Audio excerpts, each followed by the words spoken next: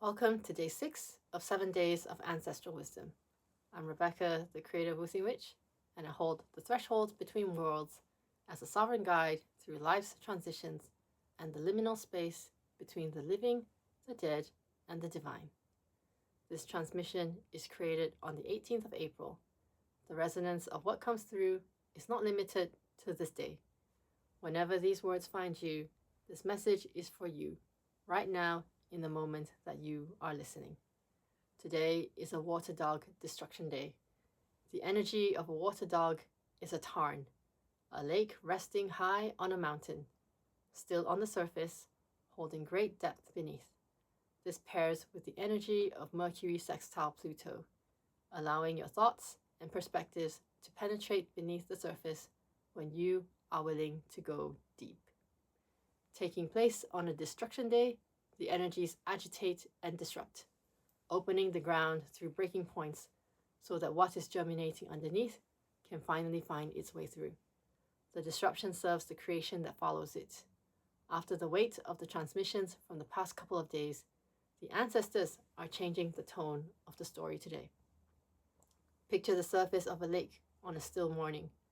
The water is calm, like glass, holding the reflection of everything above it. The birds that are flying high, the trees and ground on the edges of the water, and the light of the dawn waking up the sky. There is a peaceful, sacred quality to it. And then a dog arrives at the edge of the water. It runs and jumps right in, creating a huge splash that soaks the ground, scares the fishes, and creates ripples that breaks up the stillness of the water. The dog does not hesitate before it jumps. It does not think about how it could be disrupting the stillness of the water and the serenity of its surroundings. It does not look at the lake's mirror-like surface and think, perhaps I should not disturb this. No. It sees the water and feels instantly drawn to it, runs and jumps, and breaks through the surface completely. The calmness is gone. The reflection is shattered.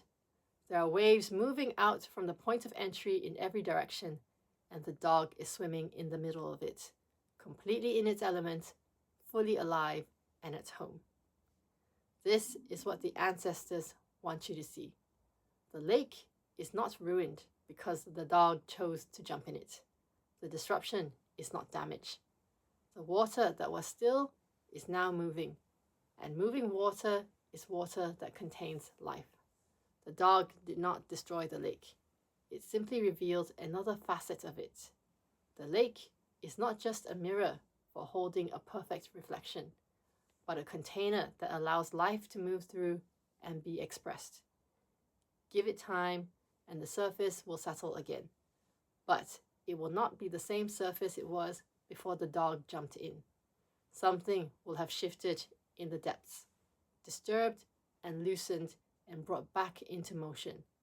And that motion is not chaos for its own sake, but necessary agitation to keep the water from becoming stagnant. The ancestors bring this image through today because this is what destruction actually looks like when it is serving its purpose of creating the chaos necessary to disrupt the status quo before the creation of a new order. This is the kind of destruction that arrives with momentum, excitement, and even joy, because something in you has finally decided to stop standing at the edge of the water and jump in. We spend a great amount of time trying to keep the surface still, not rocking the boat, trying to maintain what looks like peace, but it is actually just the absence of movement, the absence of the aliveness that water is meant to embody.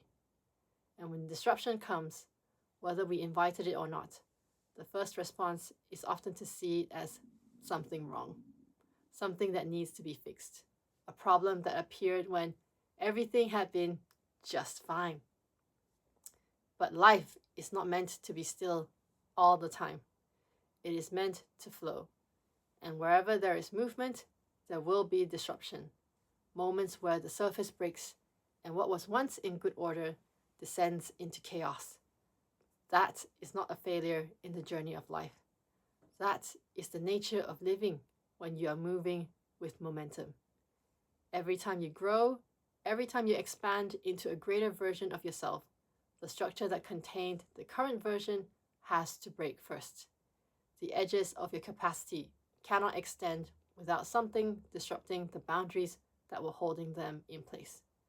The chaos is not the opposite of the order that comes after it. It is what makes the new order possible. It is the dog jumping in the lake, stirring up the life beneath the surface that required agitation. Your invitation from the ancestors is to have a different relationship with the disruption that is present in your life right now. They are not asking you to pretend it is comfortable or to perform ease when it is anything but. They're asking you to hold alongside the discomfort the awareness that this is the stage that comes before something new settles into form, that the dog is not ruining the lake. There is even, if you're open to receiving it, joy available inside the disruption. The dog is not suffering. The dog is completely at home in the chaos it just created because it loves swimming in the water and relishes every wave and ripple it creates. You were also made for the water, for movements, for the flowing, sometimes chaotic moments that remind you of your aliveness.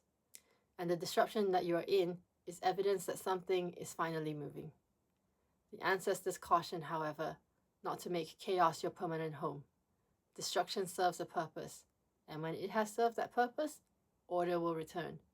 A new order, more spacious than the one before, shaped around who you are becoming rather than who you were. Destruction is part of the journey, not the final destination. Move through it, find the joy in it where you can, and trust that the water will settle again. And when it does, it will be alive in a way it was not before you jumped in. Sit with this today. Where are you still standing at the edge when you already know it's time to jump? The dog does not apologize for breaking the surface of the water. It simply jumps in and finds its joy in the middle of the disruption it just caused. If you are standing at the edge of the water, this is your invitation to jump in.